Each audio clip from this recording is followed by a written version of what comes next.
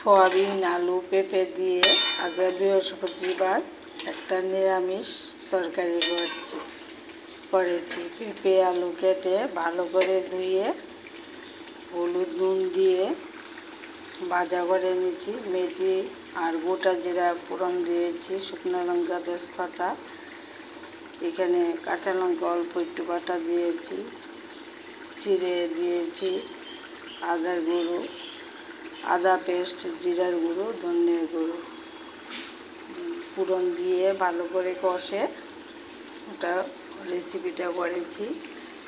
ঘি দিয়েছি আর চিনি দিয়েছি।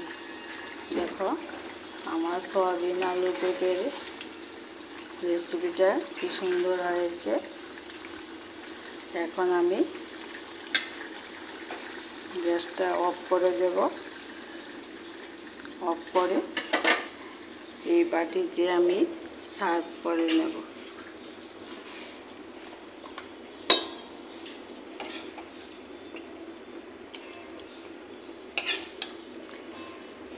আজকে বৃহস্পতিবার, আমি নিরামিষ খাই, তার জন্য আমি নিরামিষ রেসিপিটা করেছি।